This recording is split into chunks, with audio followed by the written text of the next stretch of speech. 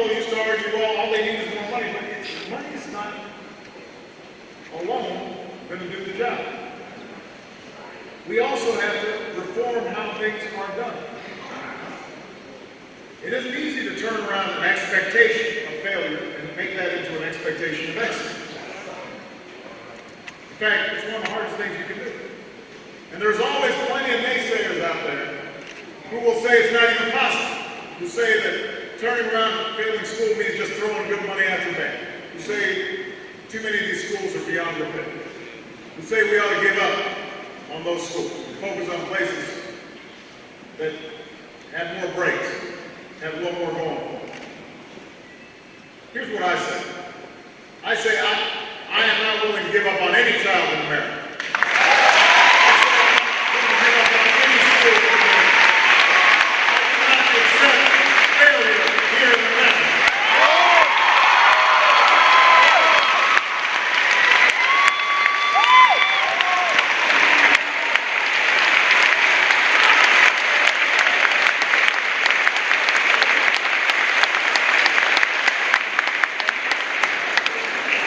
I believe the status quo is unacceptable. It is time to change. And it's time we came together.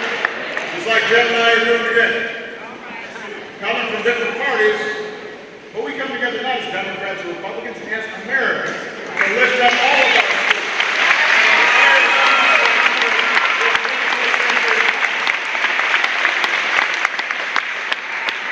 Give every child in America a chance to make the most of their God-given potential.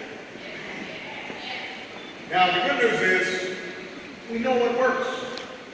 We can see it in schools and communities across the country every day. We see it in a place like Bruce Randolph School in Denver. This was rated one of the worst schools in Colorado 3 years ago. But last May, it graduated 97% of the seniors.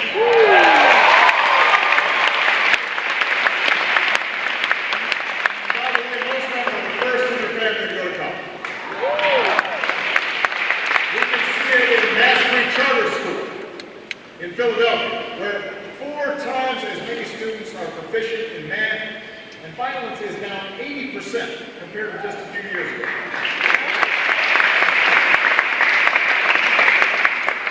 And of course, we can see it right here in Miami Central.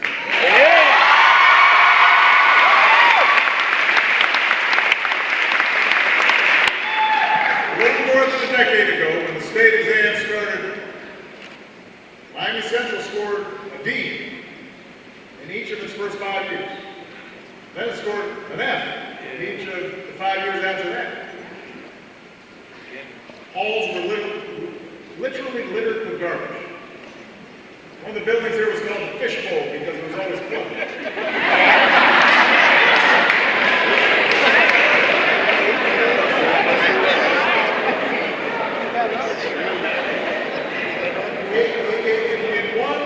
In one survey, only a third of all students said they felt safe at school. Think about that. Only a third. Today, Mrs. Turner, all the outstanding teachers here, all the students here, you put those days behind you.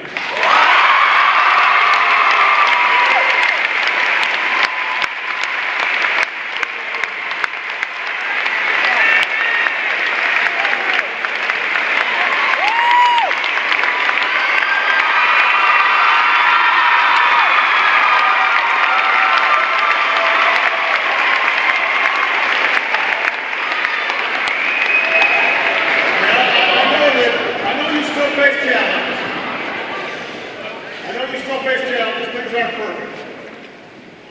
But over the past 5 years, you started to excel academically.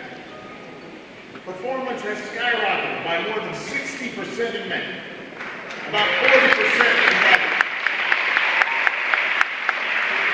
Graduation rates went from 36%, now they're at 63%, and I expect them to be at 100%.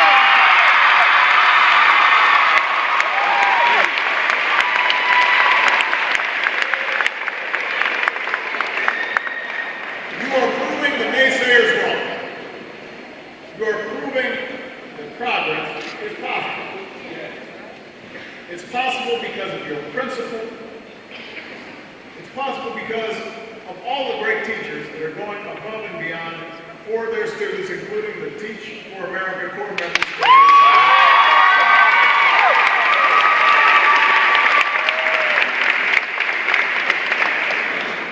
To all the teachers here, I hope you will stay with the Miami Central family as long as you can. This community has already benefited so much from your teaching and your mentorship and your dedication. You know, I was reading the other day an article, it was just a couple of days ago, in the New York Times about how teachers were just feeling beat up. Just not feeling as if folks understood how much work went into teaching and how dedicated they were to the success of their students. And so I want to be very clear here. You know, we are proud of what you guys do, each and every day.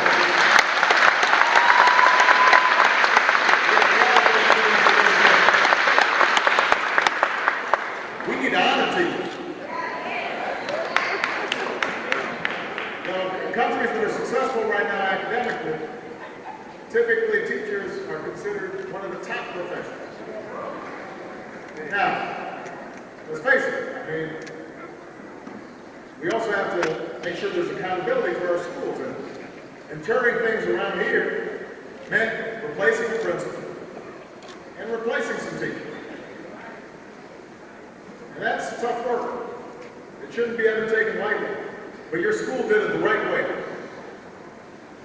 with a process that even had the support of teachers and their local unions.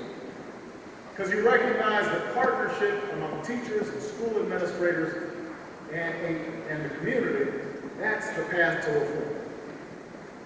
It isn't easy, but I want to thank the school board, the superintendent, and the union for working together to do the right thing for your students.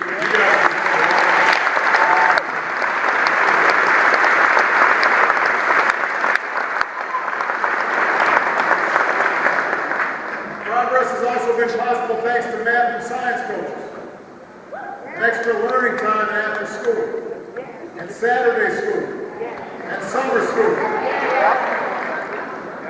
I didn't get as much applause about that. To get more learning and be in the classroom more. You know, you still have time for the video games. You guys never catch a break. You don't even get snow days down here, do you?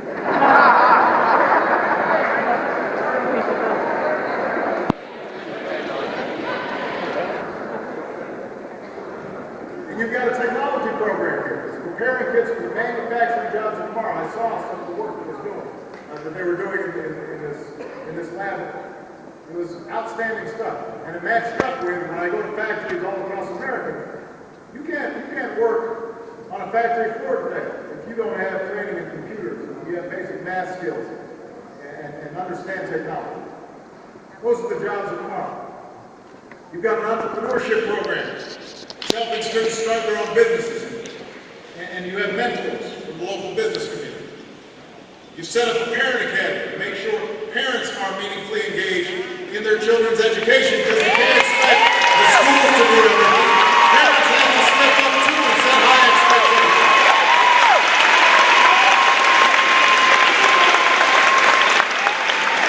I say this wherever I go, and when I hear people complaining about the schools, nothing we do at school will make a difference unless all of us parents step up at home.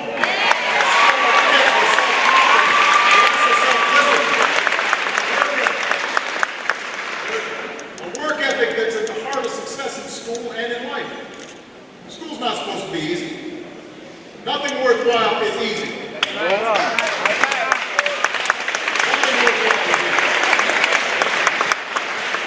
I mean, the football players understand that. I know training to be state champs can't be easy. But why is it sometimes we expect people to be working out hard on the football field, and And then suddenly, everybody is surprised when you got to work out hard in the math lab.